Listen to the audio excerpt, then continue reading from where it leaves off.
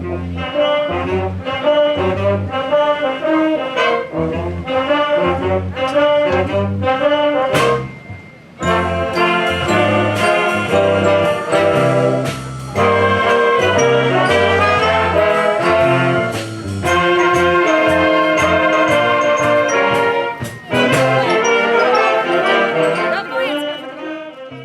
päevast ja tere tulemast 33. Türi lillelaadale.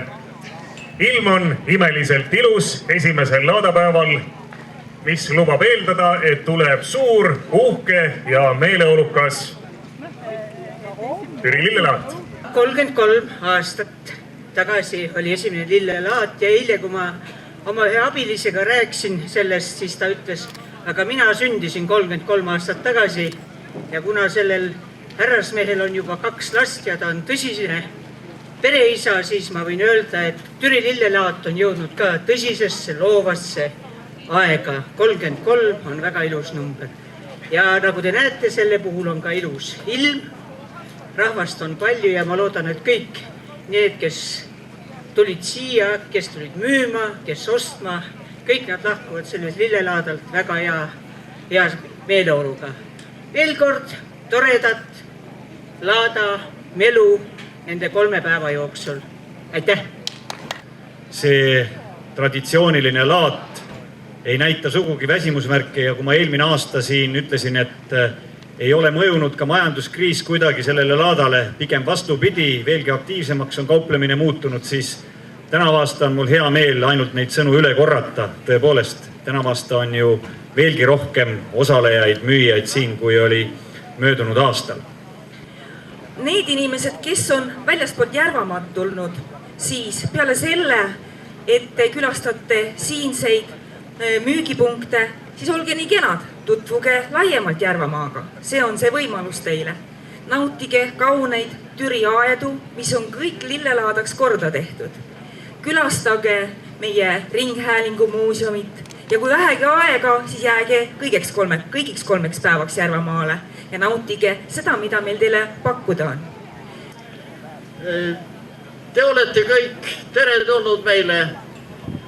Korraldustoimkond soovib, et teil oleksid meeldivad laadapäevad, et te teeksite palju kasulikke oste ja et müüjad jääksid rahule kauplemise tulemustega. Nüüd on aga selline lugu, et enne kui Janno annab sõna järgmisele inimesele, võtab rahvas sõna. Ja ma võtsin endale õiguse ja voli esindada kõiki lillelaadal osalejaid, kõiki Türi valla elanikke, kõiki lillelaada külastajaid, kõiki Järvamaa elanikke ja kõiki eestimaalasi. Ja selle voli ma võtsin eesmärgiga, et tänada ühte meest, kes trotsides oma, igapäevamuresid on seda laata 16 aastat edukalt vedanud, edukalt juhtinud, see on Eino Sepp. Ole hea, Eino, aasta korra veel välja ja mul on hea meel sulle üle anda 2 kingitust. Esimene neist on, ma tean, ma juba natukene uurisin niimoodi tausta sinu kodused andsid vihjeid, et sulle meeldivad raamatud, sulle meeldib lugeda ja sulle meeldib ajalugu. Ja üks kingitustest on Järvamaa vanadel fotodel.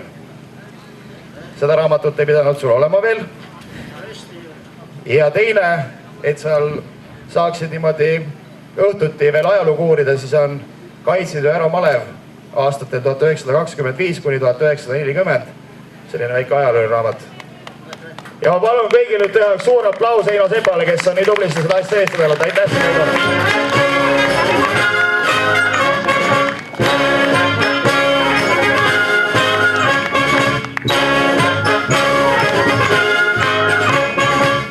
Ja teine mees, kellele ma tahan kingituse üle anda, on mees, kes on 33 aastat laada korraldusmeeskonnas osalenud. Ilmselt on see, ma ei tea, kas on ainuke inimene täna platsil, kes on kõik 33 laata läbi käinud. Eino, kas sa oskad öelda? Ilmselt on. See on Leo Rehela. Leo Rehela, kes on 33. laata seda laata korraldamas. Ole hea, tule võta ka üks väike kingitus vastu.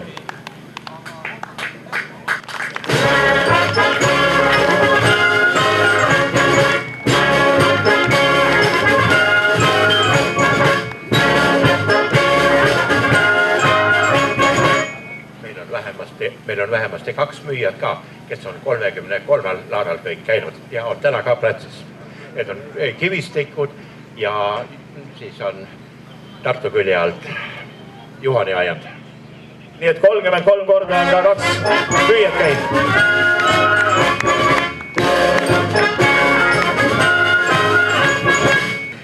Meil on siin lava peal olemas ka mees, kes oli esimene Türi aiandus- ja mesindusseltsi esimees, Ilmar Haak.